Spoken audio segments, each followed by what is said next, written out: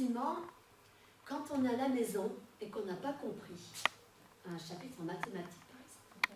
Il faut savoir que dans notre système français, on est non seulement dans l'abstrait, mais on est souvent dans le global.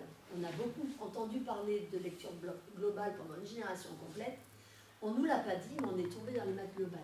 Ça va. Donc quand on a des enfants qui ont parfois des soucis avec cette matière-là, déjà il faut savoir que les mathématiques sont souvent le reflet de l'état psychologique de l'enfant. Souvent l'enfant qui bug sur les maths, c'est qu'émotionnellement parlant, pendant qu'il est occupé à faire son problème de mathématiques, il y a une moitié qui est là dans la classe, avec le cahier de professeur et les copains, et il y en a une moitié qui est en train de continuer de mouliner. Et les mathématiques étant une science exacte, bah, les résultats vont pas être très souvent. C'est un petit signe. Donc, comment faire pour expliquer? Bah, vous voyez, j'avais cette semaine une petite fille en 5e. Je prends un exemple en 5e parce que je repense à elle et que l'exemple m'a plu. Mais avec les plus jeunes, c'est vrai pareil. Je lui faisais un cours sur les nombres relatifs. Et j'ai inventé un chapitre qui s'appelle les 4 règles de l'algèbre. Les 4 règles de l'algèbre, il y a un traitement spécifique quand il y a plus devant les parenthèses, quand il y a moins devant les parenthèses, quand on ajoute ou quand on soustrait les nombres relatifs, et puis quand on multiplie ou qu'on les divise entre eux. Et ça, si on décompose pas ça, eh ben, on reste un grand moment dans la cafouille sur ce chapitre-là, qui nous fait louper tout le reste, parce qu'on le retrouve avec les décimaux, avec les fractions, avec les vecteurs, avec tout, avec... il m'en échappe, les racines carrées, etc. Donc, il faut faire concret. Je lui ai dit, tiens, elle adorait se fabriquer, vous savez, ces petits bracelets avec des élastiques. Je lui ai dit, t'as ta boîte élastique, t'as pas loin de oui, mais là. Bon, j'ai dit, prends ta boîte élastique, tu la mets devant toi. Elle n'arrivait pas à comprendre que moins 2, moins 3, ça fait moins 5. Alors je lui ai dit, prends 2 élastiques de ta boîte, tu vas enlever 2 élastiques de ta boîte. T'es d'accord? Il y aura 2 élastiques en moins dans ta boîte. Tu les poses à côté. Maintenant, tu vas enlever encore un élastique. Tu prends un élastique, il y aura encore un élastique en moins. Tu le poses à côté des 2 autres. Combien d'élastiques tu as ôté? Ben 3, ils sont là à côté. Oui, ils sont 3.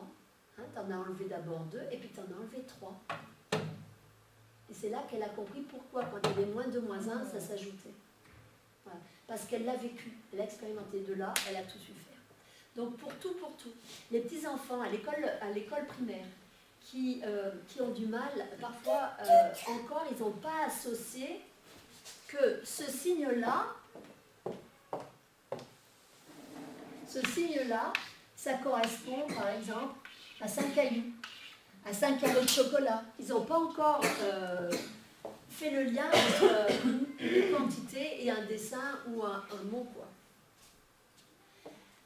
Voilà, donc du concret. Pour les petits-enfants qui s'envoient avec les nombres, compter 2 en 2, compter 3 en 3, il y a plein de parkings à Rieux.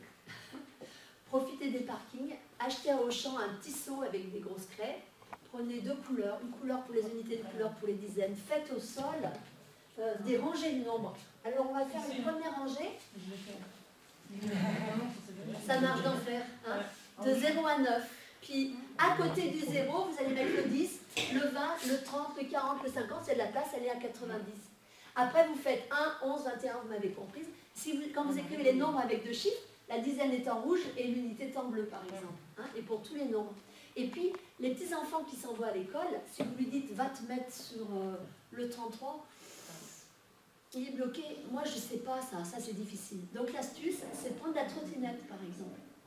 Ou s'ils sont plus petits, moi je prenais pour mes filles, je prenais le funny roller, parce qu'il n'y a pas de problème d'équilibre à gérer, on est quand même en train de faire des maths, eux ils ne le savent pas, eux ils jouent sur le marquis, mais bon, ils ne peuvent pas tout gérer. Et on va dire, petit oiseau va te percher dessus. Donc le petit oiseau, il va d'un arbre à l'autre, et des fois il se trompe d'arbre pour tomber son nid, c'est pas grave. Et du coup, il n'y a pas de culpabilité, on est dans un jeu, c'est l'oiseau qui se tombe. Hein. Donc après, on va faire de 2 en 2. Alors, vas-y, on part du 0. Alors, du 0, on ne va pas dire le 1. Je vais mettre dans le sens. On ne va pas dire le 1, donc on saute le 1, on va sur le 2. Voilà. Ou alors, avec le funny roller, on va sur le 0, on va sur le 2, on passe à télé, on va se poser sur le 4, etc. Hein, puis après, on fait dans l'autre sens. Après, on peut lui dire, va te percher sur le 33, puis on fait deux en descendant, puis en montant, toutes ces choses. Et l'enfant qui revient, alors j'ai fait ça avec des enfants dyslexiques, quand ils reviennent sur la feuille, ça y est, bim, ça se referme. Alors, dans ce cas-là, on lui dit, ferme tes yeux, remets-toi sur mon parking. Tu le vois le 33, va te mettre avec le Fanny Roller dans ta télé. Voilà, tu y es, allez, tu vas te mettre sur, tu comptes de 2 en 2, tu vas sur lequel? Je vais sur le 35. T'as entendu ce que tu as dit? Oui, j'ai dit 35. Eh bien, écris-le, c'est juste. Bravo. Voilà. Donc, voilà, par le vécu et par le jeu. Alors, autre chose de très important, qu'on soit petit ou grand, ce qui est important, laissez les notes. Les notes, si les professeurs, les maîtresses, les enseignants ne mettaient pas de notes, ils ne corrigeraient pas vraiment. Alors que quand on met note, on est obligé d'être très précis. On va mettre -1 ou quelque chose, on va mettre attention, pas d'exclamation. Donc l'important quand l'enfant rentre, je sais ce que c'est quand on est parent. Le jour où l'enfant rentre et dit maman, j'ai eu 0 à ma dictée. Et bien l'estomac il part dans les pantoufles. Hein, c'est très douloureux, c'est pénible.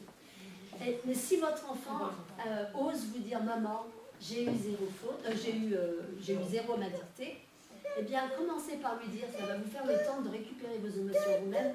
C'est gentil de me dire, c'est honnête. Waouh, merci. Et puis après, vous avez fait un compliment. Déjà, après un compliment, on ne peut pas se mettre en colère. Ça va vous aider à passer par-dessus la frustration. Et après, vous allez faire équipe avec votre enfant. Ben, viens, on va regarder ce que tu as fait comme faute. On va essayer de comprendre pour que la prochaine fois, tu ne le fasses pas. C'est ça qu'il faut faire sur tous les contrôles, c'est voir, parce que très souvent, ce qui se passe, c'est que les enfants, au bout d'un certain temps, se sont fait disputer une fois, ils ont compris qu'à cause d'eux, ils pourrissent la vie des parents. Donc ils disent plus tard ils le seront, je vais me faire, de toute façon ils les auront tous le jour où on va rendre le carnet, je me ferai disputer une fois pour toutes et puis ça suffira. Hein. Donc, et une fois évidemment ça se passe à Noël, à Pâques, et à Noël on a tous les préparatifs donc on n'a pas le temps de revenir, ça mais de toute façon le devoir il a été fait il y a 3 mois, on s'en souvient plus qu'ils ont oublié. Donc c'est au fur et à mesure que les notes reviennent, prenez le temps de regarder où on s'est trompé.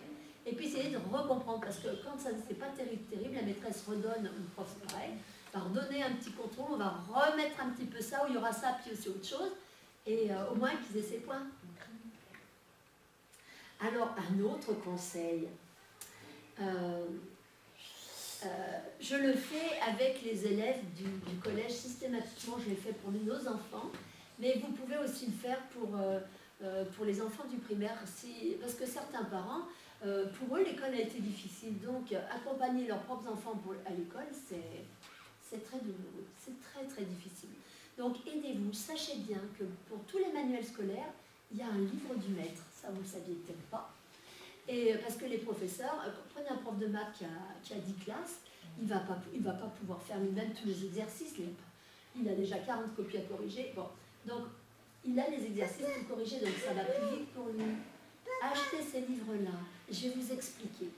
Quand l'enfant rentre à la maison et qu'il a 3 exercices à faire pour demain, même les petits, des fois, ils ont des exercices à faire pour demain.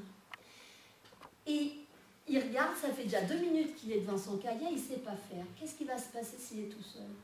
Tout d'un coup, l'oiseau passe. L'enfant le voit. Je vais faire du primaire. Voilà. Et tout d'un coup, l'enfant part en rêverie. Et il a l'impression qu'il a travaillé toute la soirée, il a juste séché sur son... Il n'a rien fait. Maman rentre, elle n'est pas contente, les exercices sont pas faits. Maman, je ne sais pas faire. Qu'est-ce qu'on peut dire à un enfant qui vous dit, j'ai pas compris?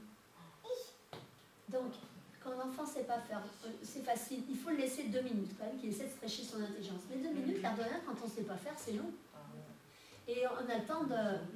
Donc, si on ne sait pas faire au bout de 2 minutes, 5 minutes pour les plus grands peut-être, parce que pour les plus grands, on peut leur dire, prends ta fiche de cours, il y a peut-être, avec les formules et tout, ça va peut-être te donner une idée pour décoller, on regarde un exercice. Bon, si au bout de 5 minutes, le grand, il n'a pas trouvé, regardez la solution. Donnez à l'enfant de regarder la solution. Ah oui, je comprends.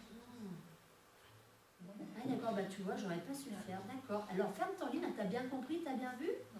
Essaie de le refaire maintenant. Et là, l'enfant, il est en train d'apprendre. Il est en train de faire des progrès. Donc, n'oubliez pas ça, ça sera très utile. Oh, c'est partir en arrière.